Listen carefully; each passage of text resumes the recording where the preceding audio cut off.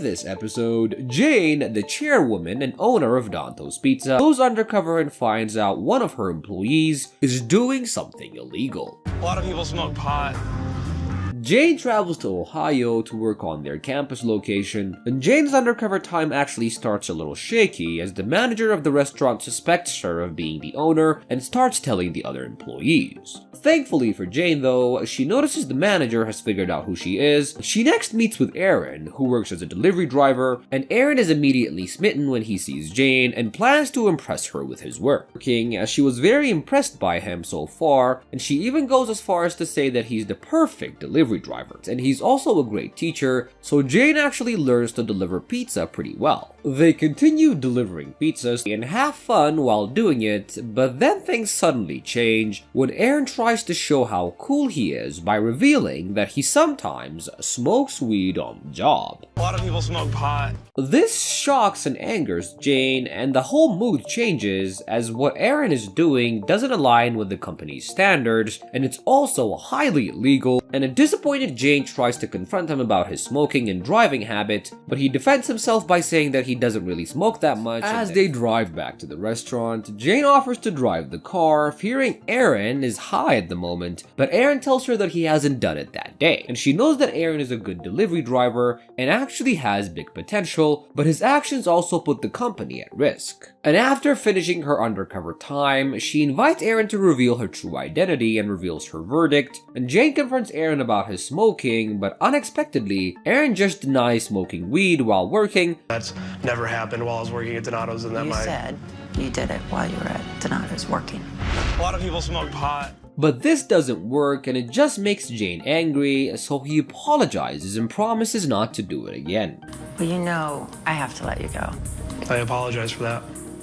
Jane tells him that she's never been this angry with someone before, and tells him that her only option is to let him go. But she still saw potential in him, so she offers him a deal, and tells him that if he passes a drug test within the next month, he'll get a job in the kitchen. I'm going to give you a second chance. If you can take a drug test in 30 days, Okay.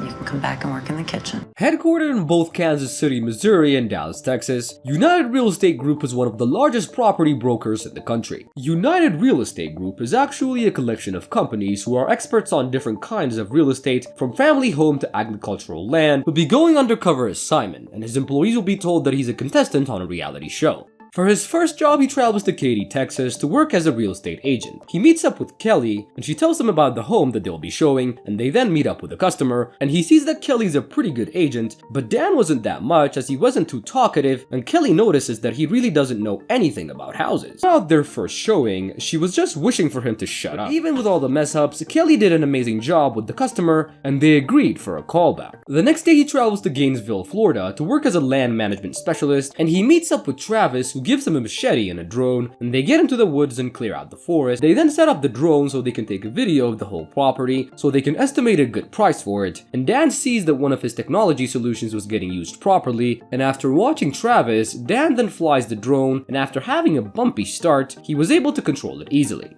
Push that way on the left joystick. He learns that Travis is also a broker, and he uses his time to create a great website to attract customers to his listings.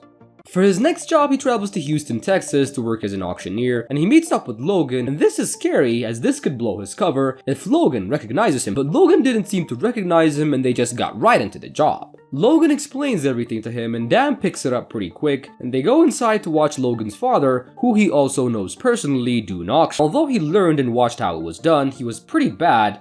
A real set? It doesn't smell like it's been worn 7 in. and 8. But it was entertaining for a lot of the customers, which Logan's dad didn't really appreciate. Sorry. Logan and his dad sit with him to reveal that they figured out he is Dan. Who am I?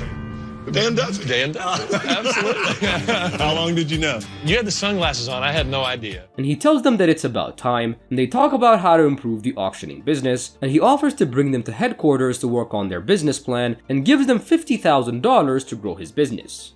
For his last job, he travels to Austin, Texas to work as a house stager, and he meets up with Brenda, who takes him on a tour of the house and teaches him how to stage a house properly so it can be appealing to the customer. She then takes him to a room and gives him 1 hour to decorate it, and Dan takes the full hour and actually comes back with something that even impresses Brenda, and she gives him praise and also some tips on how to improve. Dan's undercover time finally comes to an end, and he invites his employees to reveal his true identity.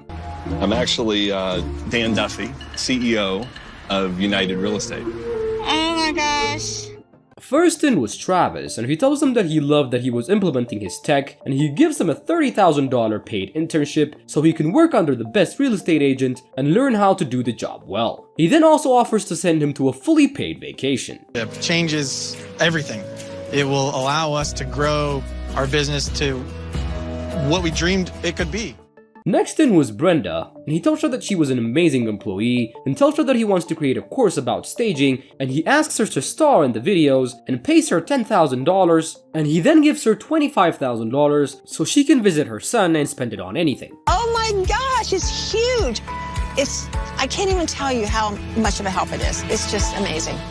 And last but not least was Kelly, and he tells her that she did a fantastic job and then offers to send her and her husband on a vacation and gives her $100,000 so she can have the funds to help her special needs daughter, and he also offers to start a fundraising program and link it with the company so they won't need to worry about raising her daughter for the rest of her life. So happy that the girls are going to be taken care of.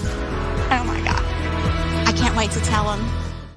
Based in St. Louis, Missouri, Build-A-Bear Workshop is a global retail chain where customers can design and create their own stuffed toys, says the president and CEO, Sharon John. Build-A-Bear Workshop is the only retail store where customers can go through the entire process of choosing their furry friend, picking a heart and dressing it and customizing it. She'll be going undercover as Jessie, a contestant on a reality show, competing to own her store. For her first job, she travels to Northridge, California to work as a Build-A-Bear. She meets up with Leanie, who tells them that they'll be having a party very soon, and Sharon is very nervous since she's not Built-A-Bear before and she'll be doing that for kids. The kids come shortly after, and Sharon is put on the stuffer machine, and as she feared, she starts to mess up and the stuffing starts flying everywhere, but it makes all the kids laugh, so it was not a total disaster. But everything goes well, and Sharon goes back to work and has fun at the party. While working together, Sharon sees how good Leanie is with the kids and how much she loves the job. She also learns that Leanie's father is disabled, so she works 3 jobs to support him and her little sister. The next day she travels to Whitehall, Pennsylvania to work in the older model store. Today, I'm in Whitehall, Pennsylvania, and I'm going to be working with a bear builder At one of our heritage stores. And she meets up with Nick, and he first teaches her how to operate the cash register system, and she then takes the stage and on the first customer messes up by pricing the same item twice, but the customer catches it and Nick comes back to help her redo the pricing. It looks like that rang twice, so let me check on that. I'm sorry, Nick. Yeah. The chase is rang twice on here. They then work on stuffing the toys, and this time she does better by following Nick's lead, and he's very enthusiastic and a great teacher, which made it easier for her to learn. Take it like this and say, wake up hard. Wake up hard. And then spin in a circle like this, carefully, and say, wee. Whee! But she sees that the stuffing for the bears are not standardized throughout the stores, and she keeps in mind to change that. It's in the bears. All of these processes should be consistent between stores, even between Discovery and Heritage stores. On their break, she learns that Nick wants to be a filmmaker and hears his ideas for a movie idea with the classic bears. For her next job, she travels to Columbus, Ohio to work as a cherry picker in their warehouse. I'm in Columbus, Ohio today, and I'm going to be working with a cherry picker operator in our warehouse. She meets up with Solomon, and he first teaches her safety rules and then teaches her how to operate the forklift in order to be able to pick up boxes. They then work on shipping, and he shows her how to scan and deliver the boxes, but Sharon struggles to keep up with the speed of the upcoming boxes, but Solomon helps her out, and she also sees that the way the boxes are sent is not effective and adds extra work on the employees. While working together, Solomon shares that he has 2 children who he can't see frequently because of his work, and she also learns that he likes to write and sing music. Great employee for Build-A-Bear. So no matter how the rest of the journey goes, at least I know the warehouse is in good hands. For her last job, she travels to Alpharetta, Georgia to work as an assistant manager. Today, I'm in Alpharetta, Georgia, a suburb of Atlanta, and I'll be working with an assistant manager.